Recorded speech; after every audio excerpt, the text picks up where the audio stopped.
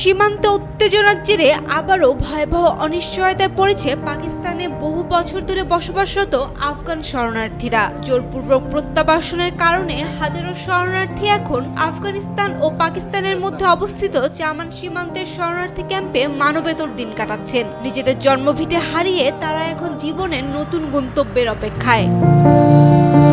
মালপত্র নিয়ে ট্রাকের সীমান্ত পার হওয়ার অপেক্ষায় তারা যাচ্ছেন অজানা কোনো গন্তব্যে। শঙ্কা আর অজানার ভয় কাঁপছে নারী, শিশু ও প্রবীণরা। আমি ৪২ বছর ধরে পাকিস্তানে বসবাস করছি।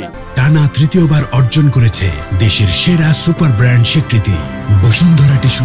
খুব ছোটবেলায় এখানে এসেছিলাম। আমার সন্তান নাতি নাতনিরা এখানেই জন্মেছে, কিন্তু সমস্যা হলো আমাদের এখানে ব্যবসা চালিয়ে যেতে দেওয়া হয়নি। আফগানিস্তানেও আমাদের আর কিছু নেই, এখন আমরা অসহায়। নিজেদের দুর্ভোগ সম্পর্কে আরেক শরণার্থী জানান, আমাদের জোর করে উচ্ছেদ করা হয়েছে। গত ২-৩ দিন ধরে আমরা শরণার্থী ক্যাম্পে আছি। আমাদের সঙ্গে নারী, রোগী এবং শিশু রয়েছে। আমরা তাদের জন্য কিছুই করতে পারছি না। স্থানীয় গণমাধ্যমের তথ্য অনুযায়ী পাকিস্তান ও আফগানিস্তান যুদ্ধবিরতিতে সম্মত হওয়ার কয়েকদিন পর আংশিকভাবে খুলে দেওয়া হয়েছে আফগানিস্তান-পাকিস্তান সীমান্তের চামান ক্রসিং।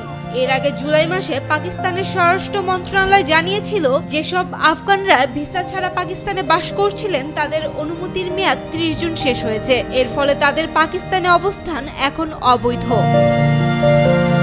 সেপ্টেম্বর থেকে পাকিস্তানি কর্তৃপক্ষ আফগান শরণার্থীদের ফেরত পাঠানোর প্রক্রিয়া শুরু করে। শরণার্থী ইস্যুকে কেন্দ্র করে দুই দেশের উত্তেজনা আবার বাড়তে থাকে।